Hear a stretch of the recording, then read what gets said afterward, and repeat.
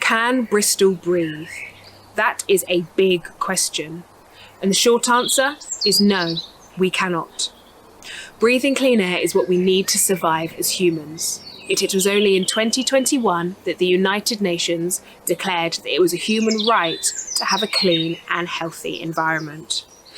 This is because in Bristol and around the world we are breathing illegal levels of dirty air that can make us, animals and plants, ill or even worse.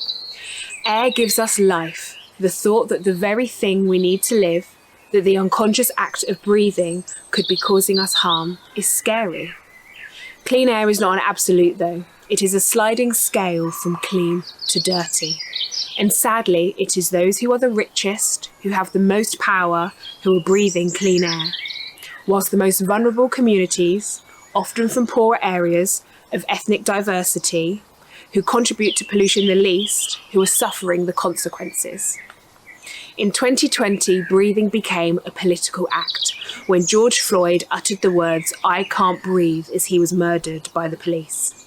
Communities of colour around the world are suffocating from a system that tries to take away our power and agency. Not only this, but we are breathing toxic air that can take our lives. To breathe is to live.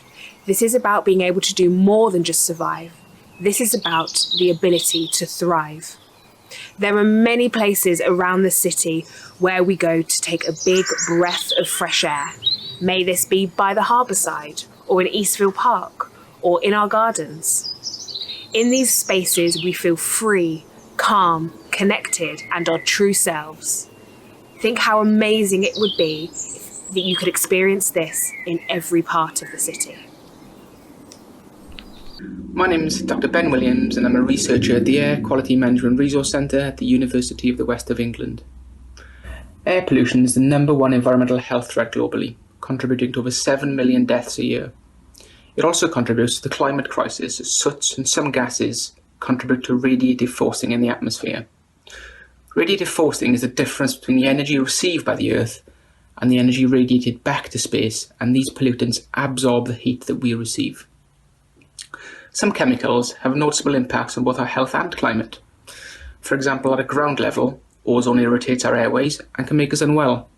High up in the atmosphere though, ozone protects us from the sun's harmful rays.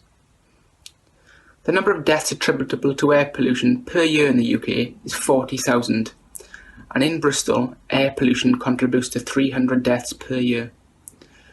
Not everyone is affected by air pollution equally though. The poorest in society are often exposed to the highest amounts of air pollution, whilst the richest in society are exposed to the least amount. The main sources of air pollution in our cities are typically from vehicle emissions, such as cars, vans and lorries, and the wood burners that we use in our homes. There will also be contributions from agricultural activities and natural sources too. So what can we do to reduce air pollution? The first thing we can do is to reduce vehicle use and walk, cycle and bus more where possible.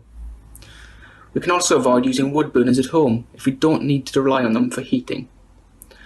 We can also encourage others to do the same too. There are core benefits to reducing our air pollution footprint as well. So walking and cycling are good for our health and also remove the emissions we would have been generating through driving. This also contributes to a lower climate impact as we generate less pollutants too. I'm Katie Hodgetts and I'm the founder of the Resilience Project, building a generation of resilient changemakers.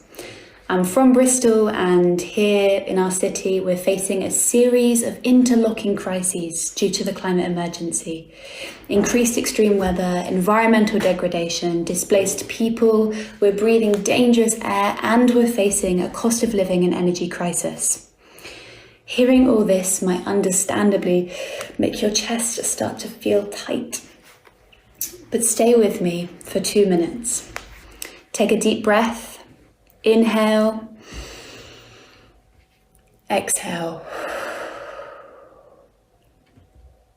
This tightness is an expression of something we refer to as eco-anxiety. Eco-anxiety is the fear and anxiety we feel around the current emergency we're living in and the future we're inheriting. So how on earth do we fix these feelings? How do we fix our eco-anxiety? In short, are you listening? We shouldn't need to, because eco-anxiety is a rational response to an emergency. It's a legitimate response to a crisis, so it's not a problem that needs to be fixed or treated.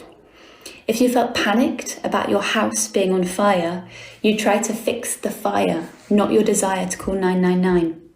So feeling eco-anxiety shows that you are aware and awake to our big house being on fire.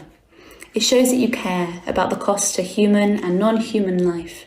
And you're not alone, I promise. 85% of 16 to 24-year-olds say that they're worried about the climate crisis. And I'm not saying that eco-anxiety feels good. It's very difficult to stay with the hard stuff. But talking openly about how you feel with your friends and your family, or in a climate cafe, is vital to building our resilience. Once we understand our eco-anxiety, once we look at it, start to befriend it, and find other people who feel exactly like we do, we can use this eco-anxiety as fertilizer for our action together.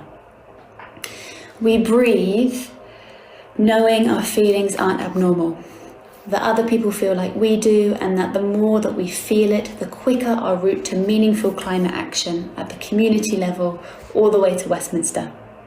So go forward and wear your eco-anxiety as a badge of honour, because it shows that you are a compassionate human that cares. You and your feelings are not the problem. They are the beginnings, the vital beginnings of the solution.